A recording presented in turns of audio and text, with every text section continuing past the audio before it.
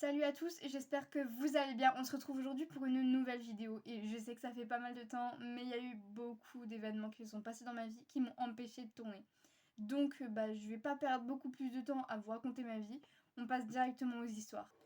Donc on va commencer avec la première histoire, c'est une histoire que j'ai trouvée sur Reddit, donc la plupart des histoires seront sur Reddit aujourd'hui. Donc la première histoire se nomme La pire soirée de ma vie. J'avais 15 ans, il y a plusieurs années déjà. Un soir, j'étais chez moi seule car mes parents étaient chez des amis. Avant de commencer, je précise que j'habite à la campagne, donc dans un coin assez peuplé. J'étais tranquillement dans ma chambre et j'ai décidé d'aller vérifier si toutes les portes étaient fermées. Je fais un tour et tout est en ordre. Je remonte donc dans ma chambre et continue à regarder Breaking Bad. Oui, je me rappelle encore et vous allez très rapidement comprendre pourquoi. Environ 1 heure plus tard, entre deux épisodes, je décide d'ouvrir ma fenêtre car il faisait chaud. Il devait être 1h30, quelque chose comme ça. Et en ouvrant ma fenêtre, je me suis rendu compte qu'il y avait un gros courant d'air. Je réfléchis bien et je me dis qu'il y a un gros problème, car 1 heure plus tôt, j'avais tout fermé. Je décide de regarder par la fenêtre pour voir si la voiture de mes parents est présente, et non, elle n'était pas là. Je cours donc fermer immédiatement ma porte de chambre à clé. Je ne fais plus aucun bruit et écoute attentivement. Je n'entends pas grand-chose, quand tout à coup j'entends le bruit du parquet au premier étage. Je connaissais particulièrement ce bruit, car il est présent chez moi depuis des années, quand on marche sur une certaine planche chez moi. Je comprends donc que je ne rêvais pas et qu'une personne s'était introduite chez moi. Je vais doucement sur mon lit, me mettre sous ma couette pour appeler la police. J'ai très vite une personne au téléphone à qui j'explique rapidement ce que vous venez sûrement de lire. Elle comprend très vite que la situation est critique. Elle me dit qu'une voiture de police sera là d'ici 5 minutes. Elle reste avec moi et m'explique qu'elle va rester au téléphone avec moi jusqu'à leur arrivée. Au bout de 3 minutes environ, j'entends la personne commencer à monter les marches. Elle monte lentement et de manière régulière les marches. Je l'entends ouvrir la porte de la chambre de mes parents, allumer la lumière et ouvrir la salle de bain, comme si elle cherchait quelqu'un. En voyant qu'il n'y a personne, il sort de la chambre et se dirige lentement vers ma porte.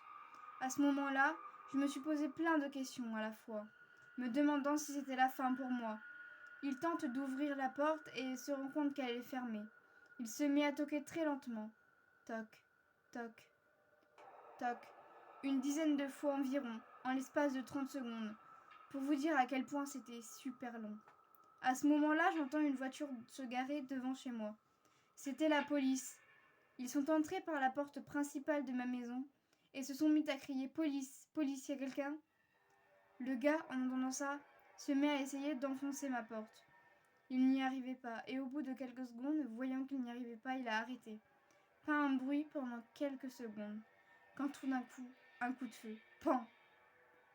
J'entends le gars s'écrouler par terre, et les policiers arrivent en courant en montant les marches.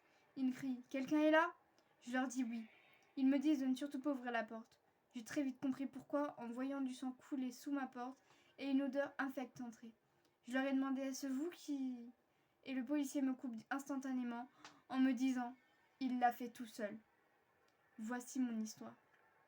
J'ai appris plus tard que ce gars avait déjà tué plusieurs personnes quelques semaines avant. Cette histoire est bien réelle et m'est arrivée il y a quelques années. Ok, bon, alors là la première histoire, on commence avec du lourd. Déjà, c'est une intrusion à domicile. Comment ça, il y a des gens qui rentrent comme ça chez toi, ils viennent, ils ont un pistolet, ils te cherchent. Qu'est-ce qu'il lui voulait, le gars? Il y a trop de questions. Qu'est-ce qu'il faisait là? Pourquoi il s'est tué?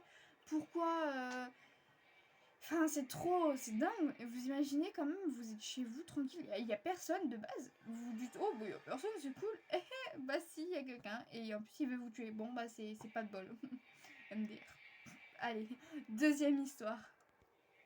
Ok, alors cette histoire est plutôt courte, mais franchement, elle vaut le détour parce qu'elle m'a un peu fait peur.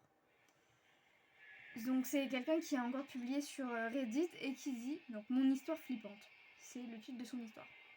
C'est écrit. Mon histoire s'est passée il y a quelques heures, donc plutôt récemment. Je regardais la finale de Ligue des Champions avec des potes, chez un pote à moins de 2 km de chez moi. À la fin du match, chacun rentre chez soi. Mes potes se laissent à une intersection car ils habitent de l'autre côté. Je suis donc tout seul. Situation compliquée et dangereuse. Pour rentrer chez moi, je dois passer par un passage, une espèce de mini-forêt, afin de gagner du temps. Il faisait tout noir car la mairie éteint les lumières à partir de 22h. Ils viennent d'allumer les lumières et il est 22h chez moi. Bon, il est 23h, c'est une très mauvaise idée d'avoir fait ce serait pastoral. Bref. Et quelques secondes plus tard, je me sentais vraiment pas bien. Comme si on m'observait, j'étais comme oppressée. J'entendais des bruits de pas. Mon cerveau me dit de regarder derrière moi, et en me retournant, je vois une silhouette qui marche très discrètement, un peu accroupie, avec ce que je crois être un objet dans les mains. En voyant ça, ni une ni deux, je cours comme j'ai jamais couru. Best sprint de sa life, je crois. J'entendais ces bruits de pas accélérer pendant une dizaine de secondes. Puis je ne les entendais plus, mais je continuais à sprinter. Je suis quand même tombée par terre à 200 mètres de chez moi, ce qui m'a effrayée. Mais pendant tout ce laps de temps, ce mec ne m'a pas dit un seul mot. J'entendais uniquement ses bruits de pas et sa respiration. Il respirait très fort. Je suis ensuite rentrée chez moi, sans jamais me retourner. Puis je suis restée sur ma terrasse avec ma mère pour tout lui raconter, et je ne l'ai pas vu passer devant chez moi. Voilà, donc la deuxième histoire, elle est plutôt courte, mais je trouve que, je sais pas, elle me terrifie un peu, genre... Le truc, c'est que là, ça parle d'une histoire de stalking, donc c'est super flippant. Est-ce que vous imaginez 5 minutes, genre, vous rentrez chez vous, à 22h, tranquille, après une petite soirée avec des potes, et là, il y a un mec qui vous suit, tranquille, avec un petit truc dans les mains. Moi, je serais pas rassurée non plus, hein, je vous avoue que, voilà. Hein. Franchement, moi, je suis une grande passionnée de paranormal, et j'arrête pas de regarder des threads d'horreur où il y a des gens qui se font suivre dans les rues. Moi, étant une femme, franchement, des fois, je me demande, est-ce qu'on est vraiment en sécurité, même étant un homme? Je pense pas forcément, vous voyez. Franchement, hein, c'est dingue, c'est fou. Bon, on va passer du coup à la troisième histoire. Et je pense que ça va être la dernière. Ok, alors cette histoire, je l'ai pas lue avant, mais le titre, je me suis dit, bon, ça peut être cool comme histoire. Donc c'est parti. Babysitting dangereux. Coucou, je m'appelle Ashley, j'ai 16 ans, et la semaine dernière, j'ai trouvé une annonce sur Facebook pour faire un babysitting, un samedi de 16h à 23h. Le prix étant assez attractif, 15 € de l'heure, je me suis précipitée de demander la personne en question, car étant étudiante, cela m'aurait fait 105 €, donc ce n'est pas rien. La personne qui avait fait l'annonce était une mère de famille, et m'avait proposé un court rendez-vous afin de me présenter sa fille de 8 ans, Alma. Le rendez-vous devait se faire le jeudi soir vers 19h20, après un autre babysitting duquel je revenais.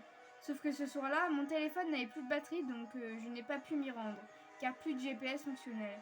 J'envoie donc un message à la personne en expliquant que j'ai 2%, que mon GPS ne fonctionne pas, mais que c'est possible de se voir le lendemain, donc le vendredi précédent, le gros babysitting du samedi. Elle me dit que c'est ok, car elle a justement besoin de faire garder Alma de 15h à 17h ce vendredi. J'accepte, heureuse de me faire déjà 30 €. Elle m'explique tout de même que son mari sera présent à la maison lorsque je viendrai garder sa fille et qu'il sera en télétravail, donc peu présent. Je me demandais pourquoi je devais la garder si son père était quand même à la maison, sachant qu'à 8 ans on peut quand même rester seul pour jouer dans sa chambre 2 heures si son père est dans la pièce à côté. La nuit précédente babysitting, je fais un rêve dans lequel je sors de chez moi. Je me retourne. Elle se dit, cette situation n'a aucun sens, c'est forcément un rêve. Suivi de cette phrase, je me suis dit à moi-même dans mon rêve, t'es en danger. Et là je me réveille, je réfléchis pas trop, c'était qu'un rêve pour elle. Ce début de la journée passe bien, mais je ressens un stress, un mauvais pressentiment vis-à-vis de ce babysitting. J'avais une boule au ventre et une légère nausée, et vers 14h50, je pars donc de chez moi, en avance car elles habitent à 4 minutes en voiture, et je me rends à ce fameux babysitting. La maison se trouvait au bout d'un chemin boueux et très cabossé, en bord d'autoroute mais entouré de forêt. Je sonne au portail. La voix du père à l'interphone me dit « Je vous ouvre ». Le portail était gigantesque et roué, et s'ouvre très lentement, bien badant, donc le portail qui grince à mon avis. À ce moment-là, je ressens un immense stress et un sentiment qui me dit de m'enfuir et de ne pas rester là. Je ne sais pas pourquoi, instinct sûrement, surtout en voyant le père. Oui, il a l'air de faire peur le père. Le père fait peur quoi. Il a jeté sur moi un regard et un sourire tellement malsains que j'en ai eu des frissons. Vous voyez quand votre corps vous dit que vous êtes en danger, mais que vous ne pouvez pas partir, et que vous n'avez aucune réelle raison, mais que vous savez qu'il y a un problème. Je ne sais pas si c'est simplement son aura ou son intention tellement mauvaise qui m'ont donné cette impression. Mais j'entre dans la maison. Il était habillé d'un long pantalon bleu et en tissu qui traînait par terre, d'une chemise trop grande et était pieds nus avec des orteils sales. La petite jouait au Playmobil et elle avait l'air aussi plutôt étrange, comme si elle cachait quelque chose. Le père s'en va dans son bureau pour continuer de travailler. Et avant de fermer la porte du couloir, il me lance un dernier regard, avec un sourire super malsain, me regardant de haut en bas comme s'il était satisfait de quelque chose. Je joue un peu avec Alma et au bout de 15 minutes, elle devient très étrange et me dit « Tu veux pas aller chercher un autre jouet dans ma chambre ?» Ce à quoi je réponds « Ok, on peut y aller ensemble et jouer à autre chose si elle veut. » Et elle me répond très froidement avec un léger sourire « Non, toi tu y vas, moi je t'attends là. » Sa chambre était dans le fameux couloir fermé dans lequel son père louche et son bureau étaient. Donc hors de question que j'y aille seule. Je ne saurais pas expliquer, mais à ce moment-là, c'était comme si on voulait me tendre une embuscade au moment de passer dans ce couloir. Je convins donc de venir avec moi en lui disant que je ne sais pas où est sa chambre. À ce moment-là, j'ai eu le sentiment qu'elle entrait dans ce couloir. Je n'en ressortais jamais et j'étais vraiment en danger. On y va, je regarde dans toutes les pièces en traversant le couloir pour voir où était le père, mais bizarrement, je ne l'ai vu dans aucune d'entre elles. Alma et moi discutons, on colorie un peu et pendant qu'elle me regardait colorier tout en me parlant, elle s'arrête d'un coup, les mains derrière le dos et commence à me fixer. Grand ouvert, bien écarquillé pendant au moins une bonne minute. Je la regarde aussi, je regarde un peu autour sans trop comprendre. Le silence de toute la maison est pesant et d'un coup elle recommence à vivre et à parler comme si de rien n'était. À ce moment-là, je cherche dans toute sa chambre un objet susceptible de servir d'arme au cas où, avec un œil toujours rivé sur la porte de sa chambre toujours ouverte. On joue à un jeu par terre. Le temps est long, mais je prends sur moi malgré que mes mains tremblent du stress, sans toujours trop comprendre pourquoi. La fin du babysitting arrive, il est 17h et mon père arrive à la porte de la chambre, pile à l'heure, en disant « il est 17h ». Je me lève en me disant que mon heure a sonné, qu'il va m'arriver un truc, mais rien. Je récupère mes 30 €, je dis au revoir et je m'en vais, esquissant un faux sourire en disant « à demain ». Notez bien qu'au bout de 2 heures, la mère n'était pas revenue à la maison. Donc pour moi, mon babysitting n'a servi à rien puisque je l'ai laissé de nouveau seule avec son père. À ce moment-là, je cours vers ma voiture et me mets à pleurer sans comprendre ce qui m'arrive, car je n'ai jamais eu ce sentiment d'avoir été en danger, d'avoir échappé à la mort littéralement, alors qu'il ne s'est rien passé en soi. Mais en réfléchissant bien, j'ai eu de réelles raisons d'avoir ce sentiment. Pendant une conversation avec Alma, elle m'a dit qu'ils ont nettoyé la piscine pour son anniversaire, en famille le lendemain, jour où j'étais censée la garder. Mais pourquoi je devrais garder Alma le samedi de 16h à 23h si elle fête son anniversaire en famille? Surtout que 7 heures de babysitting, c'est peu commun. Encore plus durant un anniversaire dans lequel il y a plein d'adultes.